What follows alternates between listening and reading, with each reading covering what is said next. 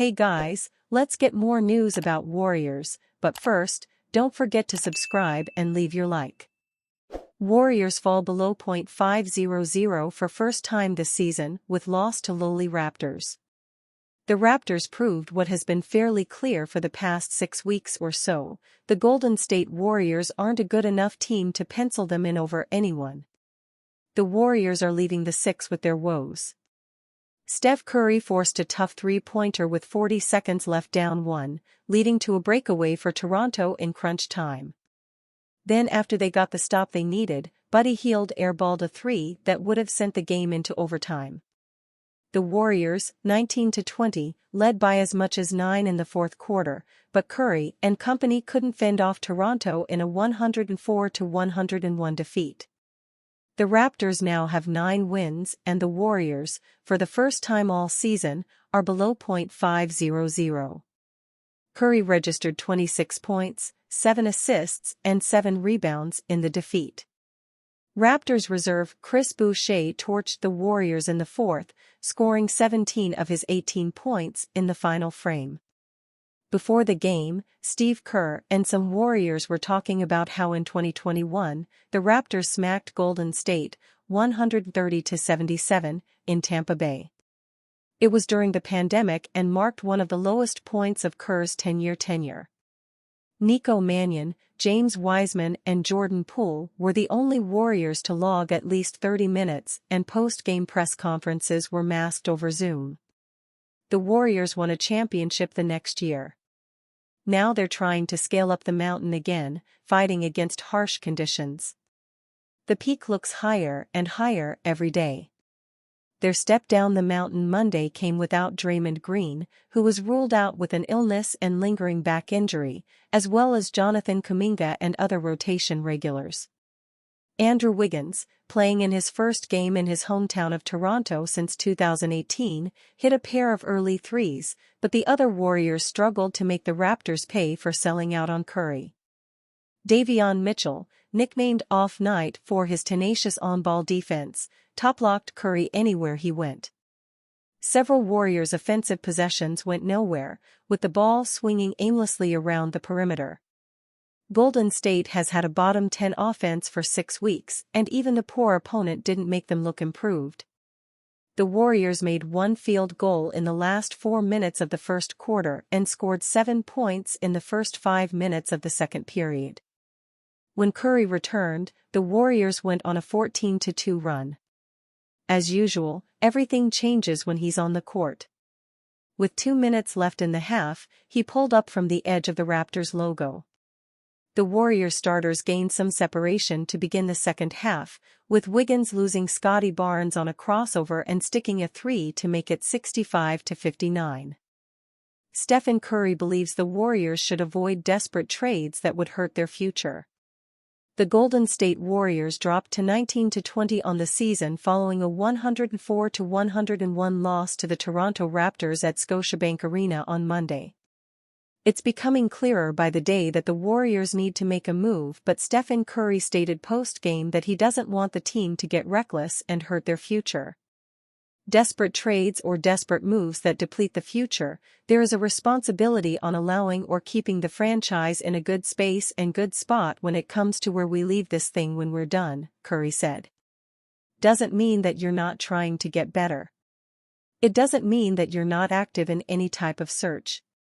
If you have an opportunity where a trade makes sense or even in the summer free agency makes sense, you want to continue to get better, Curry stated. Nobody wants to be stale or be in a situation where you're passing up opportunities. But it doesn't mean that you're desperate, just flinging assets all around the place just because you want to do something. GM Mike Dunleavy understands we want to win, Curry continued. We want to be in that position where we've always said that you want to be relevant in the championship type of chase.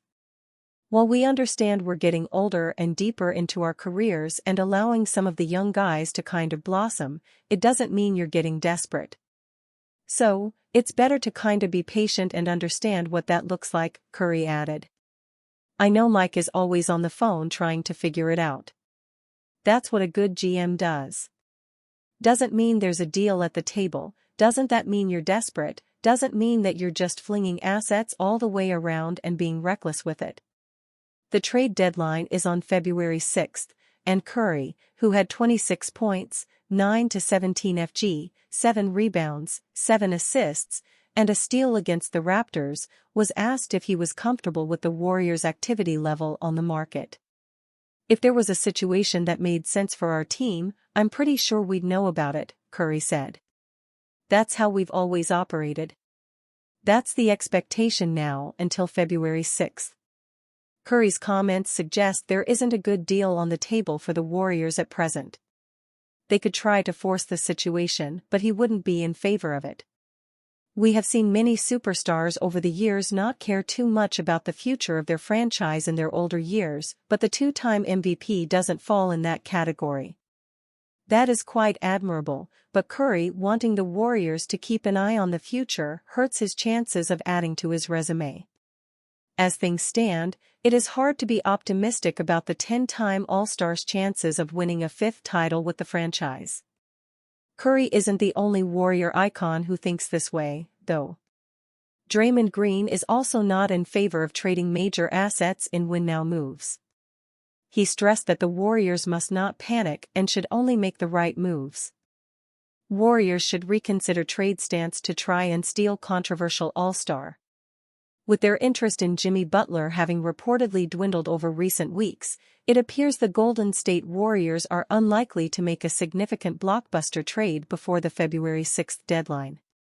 Not only are the Warriors increasingly unlikely to pursue Butler, according to The Athletic, but they're also reportedly not in the market for New Orleans Pelicans forward Zion Williamson.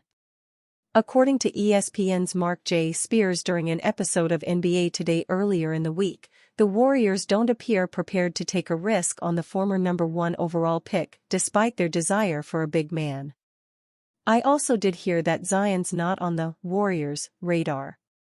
Which, I know others might feel differently, but probably a good thing," Spears said.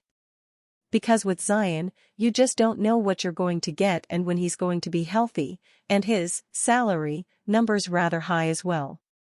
Williamson is making $36.7 million this season as the second of a 5-year, $197.2 million contract. The 24-year-old has appeared in just 7 games this season, played less than 30 games in 3 of his first 5 games, and was most recently suspended for being late to a team flight after a string of issues that didn't reach team standards. The risks with Williamson are palpable, but with risk comes opportunity. Perhaps the Pelicans are becoming sick of the controversy surrounding the young forward and his work ethic, professionalism and inability to ultimately stay on the floor. Now would be a perfect buy low opportunity for Golden State or another rival team to try and steal Williamson at a price that belies his on-court talent. He averages 24.6 points, 6.6 rebounds, and 4.2 assists on nearly 60% shooting throughout his career.